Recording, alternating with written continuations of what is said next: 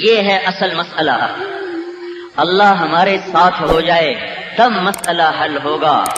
اللہ ہمارے ساتھ ہو جائے.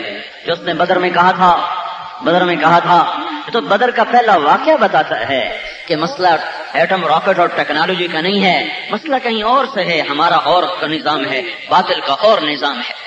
ہمارا ذہن غلط بنا دیا گیا. ہمارا 55 برس سے ہمیں دھوکہ دیا گیا.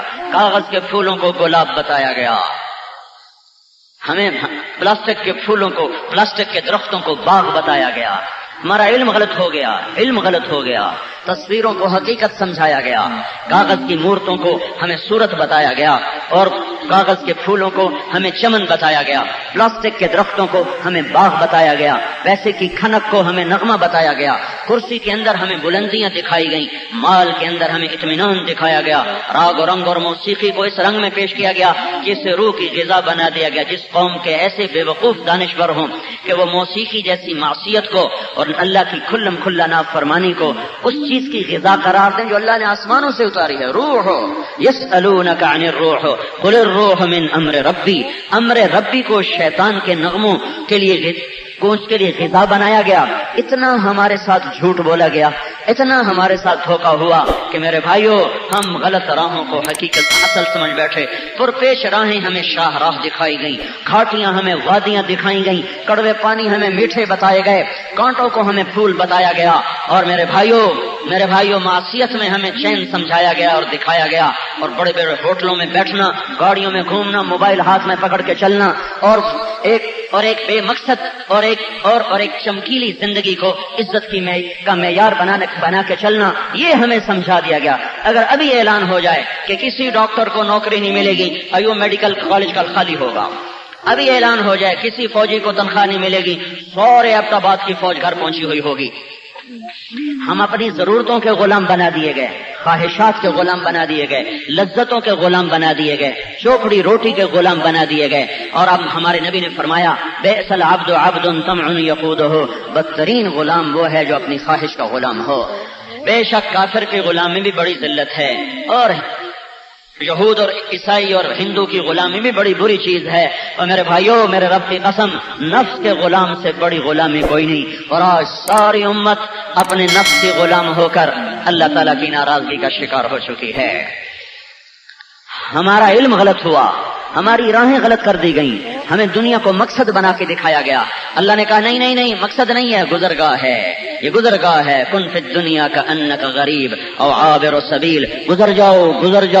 یہ گزرگاہ ہے، یہ ریل کا اسٹیشن ہے، یہ بس کا اڈا ہے، یہ جہاز کا اڈا ہے. گزر جاؤ. یہ ایک خواب ہے جو تم دیکھ رہے ہو، یہ دھوکے کا گھر ہے، یہ مچھر کا پر ہے، یہ مکڑی کا جالا ہے، ٹوٹنے والا گھر ہے، مٹ جانے والا گھر ہے، متاع قلیل ہے، دار الغرور ہے، اور بیت العنکبوت ہے، اور جناح بعوض ہے، کسراب بقیعہ ہے، ریت کا پانی ہے، مچھر کا پر ہے، دھوکے کا گھر ہے، مکڑی کا جالا ہے. میں یہ نہیں کہہ رہا کہ اللہ ہم سے دنیا چھڑوا رہا ہے، وہ یہ کہہ رہا ہے یہ گزرگاہ ہے، یہ مقصد نہیں. دنیا قربان کرو، آخرت قربان نہ کرو. دنیا قربان کرو، اللہ کو نہ چھوڑو.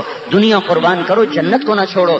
دنیا قربان کرو، نبی کا طریقہ نہ چھوڑو. ہمیں الٹا کر کے دکھا دیا گیا کہ دنیا سب کچھ ہے، آخرت آپ بن جائے گی. دنیا کو جنت بناؤ، اگلی جنت مل جائے گی. دنیا کے دوزخ سے بچو، اگلی دوزخ پتہ نہیں ہے بھی صحیح کہ نہیں ہے. ایک بہت بڑا افسر کہنے لگا اول تو کچھ ہے نہیں، اور اس سے بھی جائیں اور آگے بھی کچھ نہ ہو، اور اگر کوئی ہوگی تو پھر اللہ کے پاؤں پکڑ کے معافی مانگ لیں گے. یہ وہ دیوانگی ہے، وہ اس کا قصور نہیں، پیچھے 55 برس کا غلط علم ہے جو زہروں کے ٹیکے کے ساتھ لگایا گیا اور اس کے کانٹے آج یہ نسل چن رہی ہے. ایک دم چمن میں کانٹے نہیں آتے، اور ایک دم درخت کے پتے نہیں گرتے، ایک دم درخت پھل دینے سے انکار نہیں کرتے.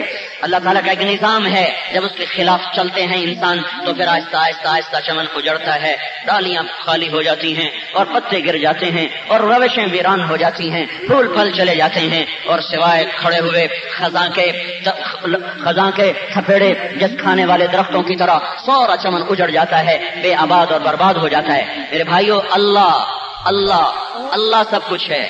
اللہ کے ہاتھ میں سب کچھ ہے. وہ اللہ وہ چاہ لے تو کوئی اس کے چاہے کو روک نہیں سکتا.